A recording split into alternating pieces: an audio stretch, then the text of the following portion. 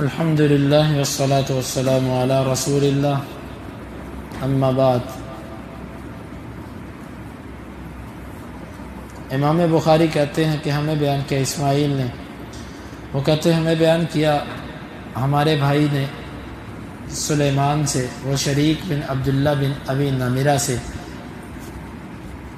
وہ کہتے ہیں میں نے انس بن مالک رضی اللہ عنہ کو بیان کرتے ہوئے سنا عن لیلۃ اسری بالنبی صلی اللہ علیہ وسلم من مسجد الکعبہ، اس رات کے بارے میں جس رات آپ کو معراج کروایا گیا بیت اللہ سے۔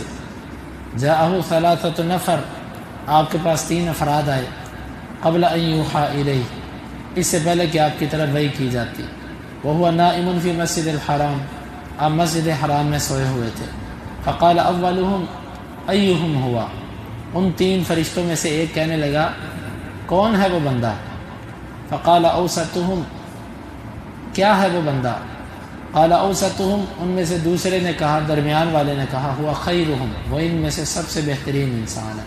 وقال آخرہم خذوا خیرہم، ان میں سے بہترین کو پکڑو۔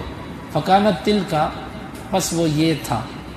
فلم یرہم حتی جاءوا لیلۃ اخری فیما یرا قلبہ والنبی نائمۃ عیناہ ولا ینام قلبہ،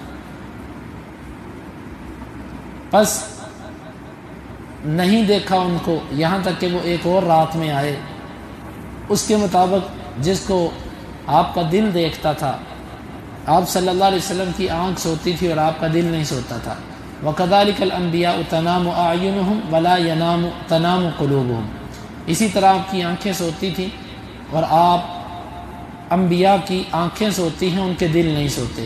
فَتَوَلَّاهُ جِبْرِيلُ ثُمَّ عَرَجَ بِهِ إِلَى السَّمَاءِ، پس آپ صلی اللہ علیہ وسلم کو اپنے ساتھ لیا جبریل نے، پھر وہ آپ کو لے کر آسمان کی طرف چڑھ گئے۔ اس حدیث میں امام بخاری رحمۃ اللہ علیہ کی مراد اللہ کے نبی صلی اللہ علیہ وسلم کی ایک خوبی بیان کرنا کہ آپ کی آنکھیں سوتی تھی، آپ کا دل نہیں سوتا تھا۔ دوسری بات، حدیث کی وضاحت، حدیث کے ایک حصے کی وضاحت کہ نبی صلی اللہ علیہ وسلم کی آنکھیں سوتی تھی، دل نہیں سوتا تھا۔ اس کا مطلب یہ ہے کہ آپ کو اپنے بدن کے اندر کسی بھی چیز کے داخل ہونے اور خارج ہونے کا احساس رہتا تھا۔ مطلب ہم جب سوتے ہیں ہمارا وضو ٹوٹ جاتا ہے، ہمیں پتہ نہیں چلتا۔ اللہ کے نبی صلی اللہ علیہ وسلم سوتے تھے تو آپ کو پتہ ہوتا تھا۔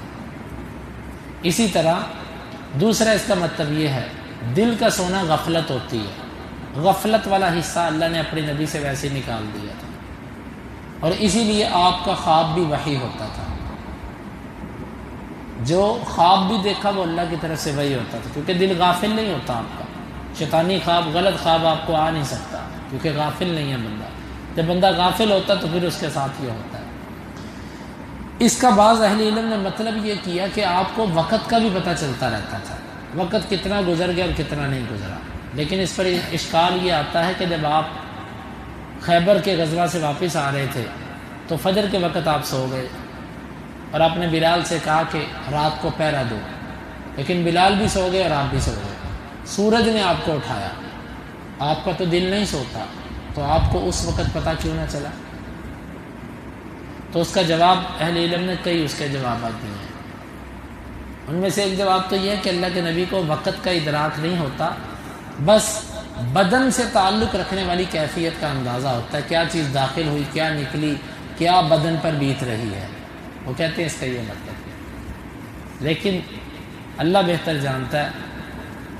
حقیقت بات یہ ہے کہ یہ اللہ کے نبی صلی اللہ علیہ وسلم کا غالب معمول یہی تھا کہ آپ کی آنکھیں سوتی تھی، دل نہیں سوتا تھا، لیکن کبھی کبھار اللہ چاہے تو دل بھی سو سکتا ہے، یعنی کہ دل کو اللہ ادراک نہ ہونے دے۔ میرے بات کا مطلب ہے، سونے کا مطلب ہے کہ ادراک نہ ہو دل کو۔ اس وقت اللہ تعالیٰ نے چاہا تو آپ کو ادراک نہیں ہو سکا۔ جس طرح بعض دفعہ اللہ ہم سے کوئی چیز اوجل کرنا چاہے تو ہمارے سامنے بھی ہو تو نظر نہیں آتی، ایسا ہوتا ہے نا۔ تھوڑی دیر بعد بندہ کہتا ہے یار یہ تو سامنے پڑی اور 10 دفعہ میں نے یہاں پر دیکھا، مجھے نظر نہیں آیا۔ اللہ تعالیٰ نے وہ معاملہ امت کی رہنمائی کے لیے بنانا تھا، اس لیے اللہ کے نبی صلی اللہ علیہ وسلم کو اس وقت اللہ تعالیٰ نے احساس نہیں ہونے دیا سورج نکلنے کا، فجر طلوع ہونے کا، اور آپ سوئے رہ گئے، وگرنہ آپ کا دل جاگتا ہوتا تھا۔ اور یہی جواب اس کا بہترین ہے۔ اور اسی طرح آپ نماز کے اندر بھولے، کئی دفعہ بھولے، وہ بھولنا بھی سوال پیدا ہوتا ہے کہ جب انسان کے دل میں غفلت نہیں ہے، آپ سوئے ہوئے جب آپ کا دل غافل نہیں ہوتا تو جاگتے ہوئے آپ نماز کیسے بھول گئے، سہو کیسے آیا آپ پر؟ تو اس کا بھی یہی جواب ہے، میرا اللہ امت کے لیے رہنمائی چاہتا تھا۔ اگر نبی کبھی بھولے ہی نہ تو امت کو سہو کے مسائل اور بھول کے مسائل کا کیسے علم ہوتا؟ اللہ تعالیٰ کچھ چیزوں کو شریعت سازی کے لیے کرتا ہے تاکہ امت کے لیے وہ چیزیں رہنمائی بن سکیں۔ تو یہ ہے اس حدیث مبارک کا مطلب۔ باقی حدیث میں یہ ہے کہ اللہ کے نبی صلی اللہ علیہ وسلم اپنے گھر سوئے ہوئے تھے، 3 فرشتے آئے، آ کر وہ اللہ کے نبی کے بارے میں پوچھنے لگے یہ کون ہے؟ کہنے لگے یہ بہترین انسان ہے، امت کا بہترین انسان ہے۔ تو پھر وہ ایک رات آئے، اللہ کے نبی صلی اللہ علیہ وسلم کو لیا بیت اللہ سے بیت المقدس سے، پھر آسمانوں کی سیر اور پھر سب کچھ کروا کر آپ کو واپس آئے۔ اس واقعہ معراج کی طرف اشارہ ہے۔ اللہ تعالیٰ سمجھنے کی اور عمل کی توفیق عطا فرمائے۔ سبحانک اللہم ربنا و بحمدک اشہد ان لا الہ الا انت استغفرک و اتوب الیک۔ حدیث نمبر 3570۔